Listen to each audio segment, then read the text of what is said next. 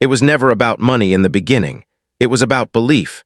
Belief that somehow, against all odds, I could build something real from the ashes of nothing. I was born in a neighborhood where the concrete cracked like the dreams of the men who paced it, where the hum of distant sirens was a lullaby, and ambition was a word said with a smirk. My father disappeared before I could form a memory of him, and my mother held 3 jobs until her hands bled from scrubbing floors that would never be hers. I watched her wear cheap shoes until her feet ached, and lie awake at night pretending not to cry over bills she folded in half to ignore. From a young age, I understood struggle, but I also understood resilience. I was the quiet kid in the back of the class, the one who read books about inventors while others laughed about celebrities. I worked every odd job I could find, bagging groceries, flipping burgers, tutoring kids who had what I never did: stability. I saved every dollar I could and lived off ramen and dreams. College was a miracle, not because I got in, but because I survived it. I coded through nights that blurred into mornings, slept in libraries, and pitched ideas to people who barely heard my voice. No one funds a kid with no pedigree. No one bets on the unproven. That's when I met Vanessa. She was magnetic, confident, poised, with a voice that made people stop and listen. I was drawn to her like a man stumbling out of darkness into a flickering light. She was studying marketing and had big dreams of working for a luxury brand. We met at a student startup competition. My AI analytics prototype caught her eye. She said I had potential. She believed in me, or so I thought. In those early days, we were inseparable. We ate dollar-slice pizza and talked about changing the world. She made me feel like I wasn't crazy for dreaming. After graduation, we moved into a cramped apartment in Brooklyn. It was more mold than drywall, but it was ours. I kept working on the startup in the corner of our living room while Vanessa climbed the corporate ladder in a fast fashion company. She became the breadwinner and I, the man with a dream and an old laptop. I told myself love would understand, that she saw in me what I hadn't yet become. But things began to change. At first, it was subtle. The way she stopped asking about my project. The way she flinched when I suggested we skip a night out to save money. She began dressing differently, speaking with a new tone, making friends who didn't know me. I remember the night she came home with a Chanel bag. I asked her about it and she laughed, said it was a work bonus. But I could see it in her eyes. I was no longer enough, not for the life she wanted, not for the image she was building.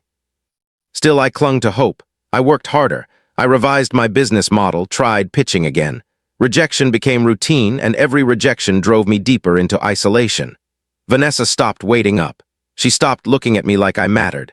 My world had become that flickering screen and the haunting hum of failure. Then came the moment everything shattered. One rainy night, I returned from a late investor meeting, another rejection wrapped in a polite smile, and found the apartment half empty. Her clothes were gone. The scent of her perfume still hung in the air, but her presence had vanished. On the kitchen counter sat a note, brief and merciless. She said she needed a future. She said love couldn't pay rent. She said she met someone who understood ambition. I sat there staring at the space where her heels used to line the floor, my hands trembling. Rage, despair, humiliation, all boiled inside me. But beneath it all was clarity.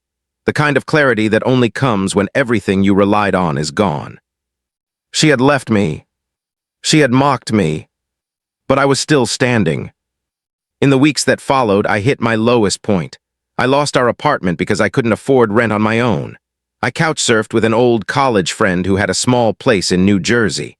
I sold my few possessions to buy time, literally to keep building. I taught coding online to keep a tiny trickle of income. I deleted her number. I unfollowed every reminder of her existence, but her words burned in my mind like a curse. Love doesn't pay rent. So I made a vow. I would build something that no one could ignore. I would become someone that even she couldn't laugh at. Not out of spite, but because I had to prove, to myself more than anyone, that I was worth betting on. I spent nights sketching out algorithms on the backs of napkins, learning everything I could about machine learning, predictive analytics, and behavior modeling. I read white papers, reverse-engineered APIs, and refined my product until it could outperform some of the most expensive tools in the market. I stopped seeking validation and started demanding results from myself. It was during one of those nights, hunched over a borrowed laptop in a darkened room, that I found a breakthrough. I cracked a pattern in consumer behavior analysis that no other platform had leveraged yet. It was a small thing, but it was enough. I called it NeuroLens. No one noticed at first, but I kept building, quietly, obsessively. My life became one of solitude and code. I didn't go out. I didn't date. I didn't explain myself. I turned pain into pixels and heartbreak into high-performance algorithms. Every click of the keyboard was a step away from the past. Every bug I fixed was another stone laid in the foundation of something unstoppable. When I finally launched a beta version, I emailed it to 50 small businesses. 10 responded, 4 signed up. One of them happened to know Rachel Tran, the founder of a rising tech incubator. She reached out, intrigued, said she hadn't seen something that clean and intuitive in a long time, said she wanted to invest. And just like that, the tide began to turn. I didn't tell anyone, not even the few friends I had left. I didn't post it online. I didn't try to flex. I just kept going, because I knew I wasn't chasing money. I was chasing redemption. By the end of that year, NeuroLens had 2 angel investors, 5 enterprise clients, and a roadmap that scared the industry veterans. And me, I was still wearing the same jacket I had when Vanessa walked out the door. But inside, I had become someone else. Someone unbreakable. Growth doesn't come with applause. It comes with silence, repetition, and a kind of loneliness that strips away everything but purpose. After Rachel Tran reached out, things didn't suddenly become easier. They became more intense. She offered a modest seed fund and a desk in her co-working space in Lower Manhattan. It wasn't glamorous, but to me, it was oxygen. I moved into a small rented room in the Bronx and commuted every day with a borrowed laptop and a backpack full of cables and notebooks. I worked 10, 12, sometimes 15 hours a day, refining the code, squashing bugs, answering user feedback. I built, broke, and rebuilt NeuroLens so many times I stopped naming the versions. Rachel introduced me to people, some of whom rolled their eyes at me, a hoodie-wearing, sleep-deprived coder with no social proof. But a few saw what she saw, potential. I started learning the art of presentation, pitching not just my product but my belief. And for the first time, belief started echoing back. It was still far from a fairy tale. Some nights I slept in the office. I skipped meals to pay for server upgrades. I watched from the outside as others in my age group bought condos, got married, traveled the world. I envied their ease, but I never wished to switch lives, because deep down I knew what I was building couldn't be bought. It had to be earned. The first major contract came from a retail chain that was losing customers fast and needed insight into buyer behavior. NeuroLens predicted trends with surprising accuracy, and when their sales rose by 12% in 3 months, word began to spread. I hired 2 interns, then a data scientist, then a front-end developer. We moved into a tiny office downtown that still had ceiling leaks, but it was ours. By year 2, we had 10 employees, then 20. Then a board. I sat in rooms I never imagined I'd be allowed in, glass-walled conference centers with sweeping skyline views. Men in suits quoted my own ideas back to me. I got invites to speak at panels, attend conferences, consult for firms that once wouldn't return my emails. I accepted some, declined most. I had no interest in fame, just forward. The irony was that with every milestone, I thought less about Vanessa. For a long time, she was my fuel, the face of doubt that pushed me to prove myself. But success, real success, didn't feel like revenge. It felt like release, like I'd stepped out of her shadow and into something far bigger than either of us. And yet, life has a strange way of circling back. It happened on a Tuesday. I was in the middle of reviewing a UI prototype when my HR manager forwarded me a resume. It was part of the standard applicant pool for a new marketing position we were hiring. I almost deleted it, but the name stopped me cold. Vanessa Monroe. I stared at the screen, heart slowing, fingers frozen. It had to be a coincidence, but I clicked the attachment and there she was. Same smile, more polished. The woman who once left me with nothing was now applying to the company I built from that very nothing. The cover letter said she was eager to bring her experience and energy to a mission-driven tech firm. I sat back silent. Not angry, not amused, just still. She didn't know, of course she didn't. The name NeuroLens had grown far beyond me. I rarely did interviews. My face wasn't in the spotlight, and I never bragged online. To her, this was just a job, a ladder rung. I considered ignoring it, tossing the application aside and pretending it never happened. But something inside me wanted closure, not revenge, closure. I flagged the resume for interview, not with me but with my director of operations. No special treatment, no warnings, just the natural order of things unfolding. A week later, she was scheduled for a second round. That's when I stepped in. I didn't dress differently, didn't prepare a speech. I walked into the conference room like I always did, calm, direct, focused. She was already seated, legs crossed, blazer sharp. When our eyes met, her smile froze. Recognition hit her like thunder. Still no words. I simply sat across from her, opened my notebook, and began reviewing the prepared questions. She stammered at first, tried to recover, spoke about her journey, her recent roles, her desire to reinvent herself. I listened. I nodded. I didn't mention the past. I didn't need to. Every beat of silence between us was filled with what she had said years ago. When the interview ended, I thanked her politely and walked out. That night I updated her application status to not a fit. I didn't feel triumphant. I felt clean. The past no longer held power over me. Not her, not the pain, not the need to prove anything. She had become just another applicant in a sea of resumes. And I had become the man I promised myself I would be. The office lights dimmed behind me as I stepped outside. The city hummed with movement, possibility, life.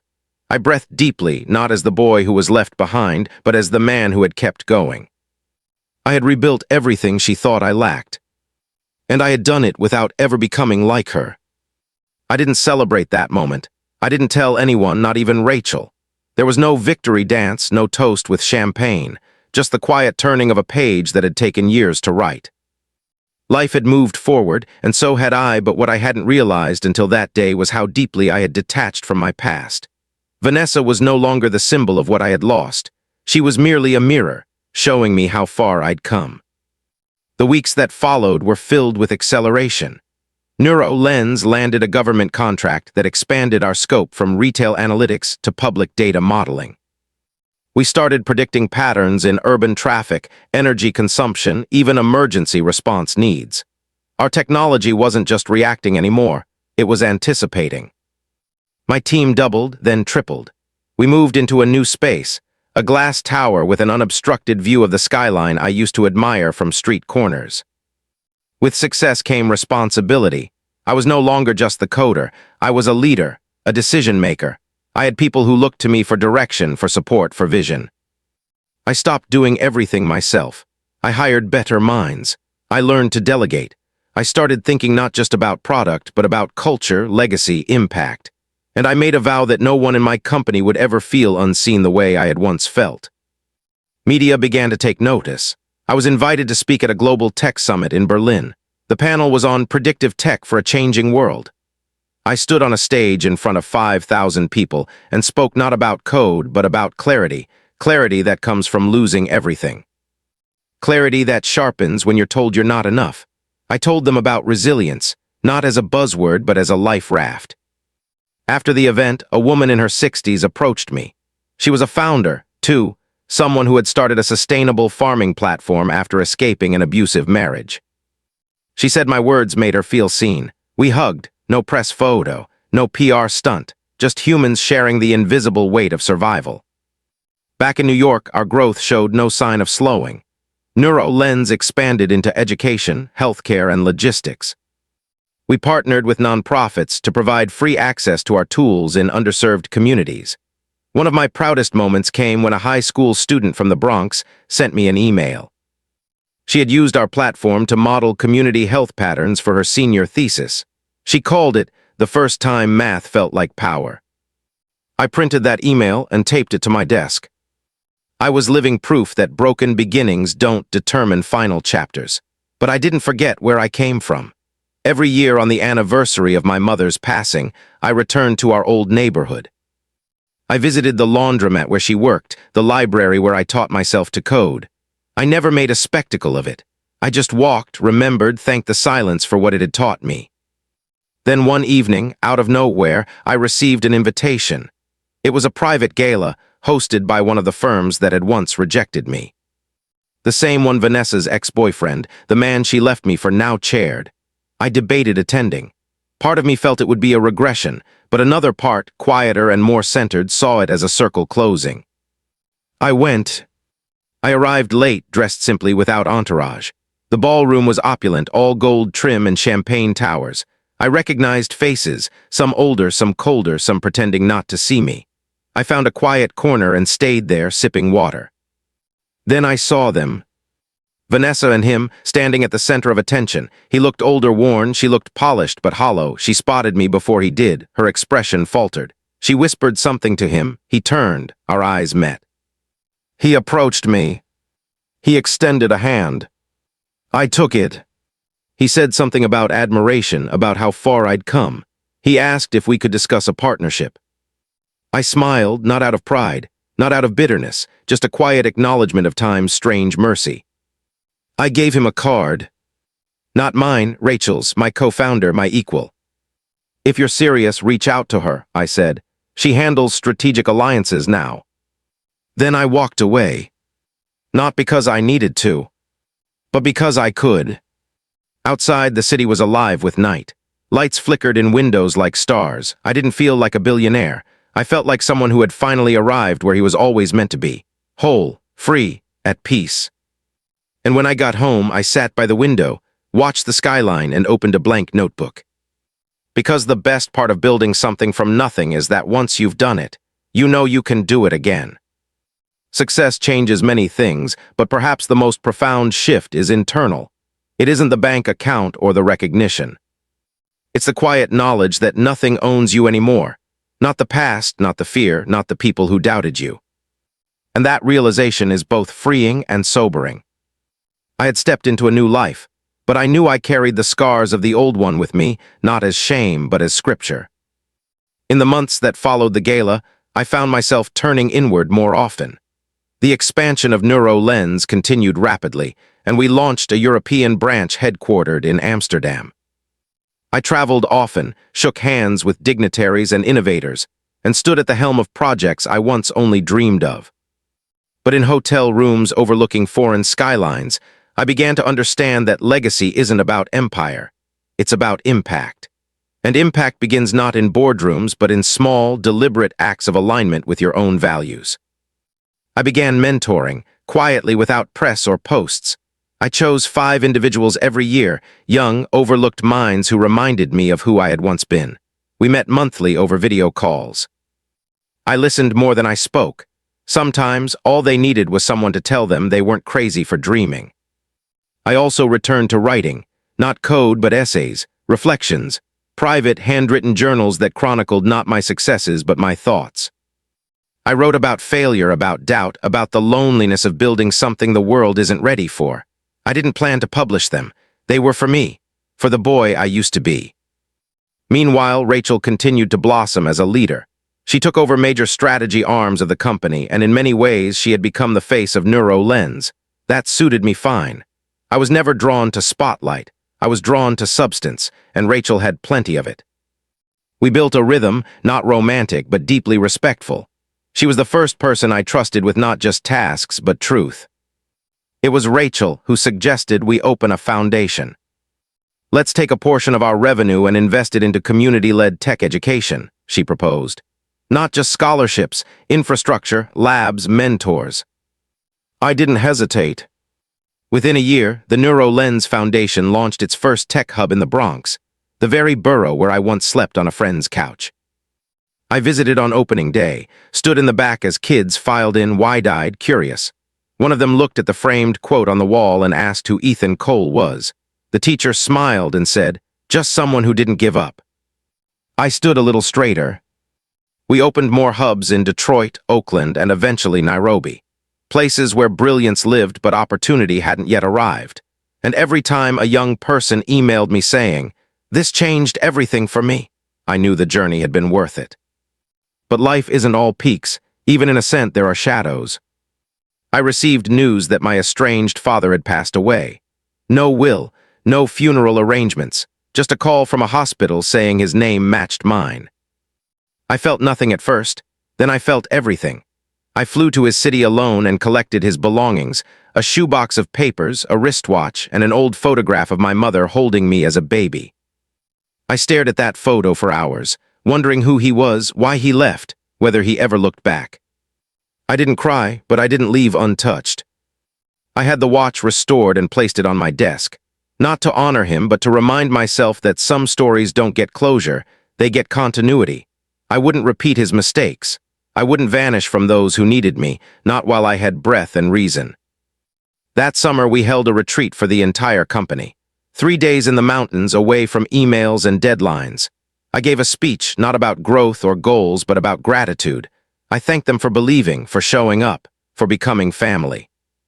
As I looked around the campfire that night, I saw laughter, storytelling, tears. It wasn't about metrics anymore. It was about meaning. And I finally understood. I had become a billionaire, yes. But more than that, I had become whole. Not because I won. Because I healed. Healing, I would learn, is not a destination. It is a season that comes and goes like tides, sometimes soft, sometimes relentless. And just when you think you've moved past all your old grief, life finds a way to show you what still lingers in the quiet corners of your heart. In the autumn after our company retreat, I took a sabbatical. It was the first time in years I allowed myself to pause, not to plan. Not to execute, just to breathe. I traveled without agenda, no media, no advisors, no itinerary. I returned to places that once felt unreachable. The cliffs of Big Sur, the forests of Oregon, the flat plains of my mother's childhood home in Missouri. I walked through silence not to escape, but to remember who I was without noise. Each day I carried a notebook. I wrote fragments of thought, not for clarity, but for companionship. Memories came back to me like old friends, Vanessa's laughter in the early days, my mother's calloused hands on my cheek, the buzz of my first working algorithm at 3 a.m. On a rainy night, these recollections didn't haunt me anymore. They simply reminded me that everything I had become was forged in the fire of those moments. In a small town in New Mexico, I met a retired mechanic who ran a free after-school program teaching teens how to rebuild engines. His garage was lined with dusty trophies and faded Polaroids. We sat under the same roof for hours, not saying much, just existing. Before I left, he handed me a photograph of a younger him beside a race car and said, "We all go fast, but the ones who finish well are the ones who remember why they started." That night I couldn't sleep. His words stirred something in me. I had achieved what the world calls success, but had I remembered why I started? I returned to New York with a different posture. I was no longer racing, I was anchoring. Back at NeuroLens, I began a quiet transformation, not in the product, but in the people. We reduced our quarterly goals to create space for innovation. We doubled mental health support for employees. We added purpose time every Friday afternoon, an hour where staff could work on anything that mattered to them, whether it benefited the company or not. And surprisingly, it did. Ideas flourished, morale soared, people felt seen. I also reinstated something deeply personal, the practice of handwritten letters. Every week I chose one employee, one vendor, one partner, and one stranger to write to. I thanked them. I acknowledged them. I shared something real. These letters became a thread between all the pieces of my life that technology could never touch. It was during one of these Fridays that I found myself reflecting on my mother again. I opened a box of her things I hadn't touched in years. Among old receipts, letters, and a worn-out Bible, I found a small notebook. Inside were clippings of my childhood drawings, notes about my favorite foods, and even a printout of one of my earliest online posts. She had believed in me in silence with no audience. That discovery broke something open in me. I had spent so long trying to earn worth, prove resilience, chase legacy. But she had already seen me as complete long before any of that. I wept that day. Not out of sadness, but out of love, the kind that waits patiently in the background, never asking to be seen. Weeks later, we hosted a gathering to celebrate the 5-year anniversary of NeuroLens. It was elegant but simple, just the way I wanted it. We invited our earliest users, some of our first interns, and families of employees who had grown with us. I stood at the podium, holding that notebook from my mother, and shared a few pages with them, not to perform, but to remember. The room was quiet, not somber, reverent. As if everyone understood that the story we build is never just our own, it is stitched together by those who believed when nothing made sense. As the event ended, a young woman approached me. She looked no older than 20. Nervous, soft-spoken, she said she was one of the kids from the Bronx tech hub. She now worked for a medical startup using data to predict genetic disorders. She whispered, "Your belief changed everything." I didn't respond, I just placed a hand on her shoulder. Because some moments don't need words, they need witness. I walked home alone that night, the city humming its usual chorus. Above me, skyscrapers reached like questions and streetlights flickered like confessions. I had never felt more full. Not because of the billions in valuation. Not because of the accolades. But because, in a world obsessed with outcomes, I had finally learned to honor beginnings. And in doing so, I had come home to myself. The end, if there ever is such a thing, is often just a return to stillness. I used to think my life would culminate in a single grand moment, some final achievement that would crystallize everything into clarity. But now I understand, it doesn't come like a lightning strike. It comes like morning light slipping across your kitchen floor, quiet and unannounced. In the 6th year of NeuroLens, we reached a valuation that made headlines. People called us a unicorn. Investors speculated. Journalists spun stories of grit and genius, but I didn't feel different. I still took the same walk every morning, made the same black coffee, and sat by the same window overlooking the Hudson. The world had grown louder around me, but I had grown quieter inside. I had everything I once thought I wanted, and yet the thing I craved most was space. So I made another decision, not out of fatigue but out of fullness. I stepped down as CEO. Not because I was leaving, but because I was making room.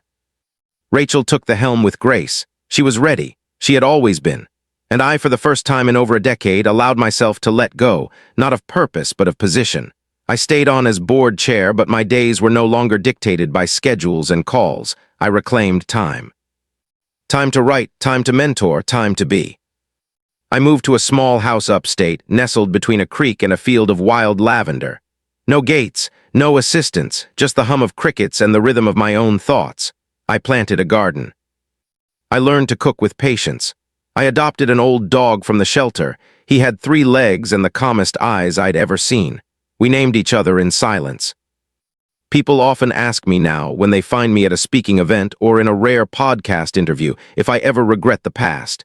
If I ever wish Vanessa hadn't left, or that I'd found success sooner. My answer never changes. No, because every fracture shaped me, every delay deepened me, every loss taught me to love better. One evening I received a letter with no return address. Inside was a note that read simply, "I was wrong. I see that now. I hope you are well." It was signed, Vanessa.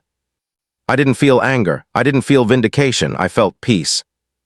I folded the letter and placed it in a drawer where I keep the things that once hurt and no longer do. Because forgiveness isn't about approval. It's about freedom. Years have passed now. The company thrives, the foundation grows, and I've become something I never set out to be, a witness, to the beauty of things that unfold in their own time, to the resilience of quiet beginnings, to the extraordinary that grows from the overlooked. On the day I turned 40, I woke before dawn.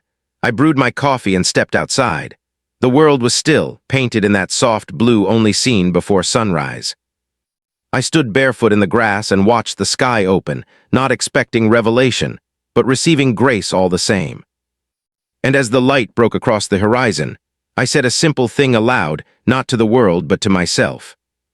You did not break, you became. That was enough. That will always be enough.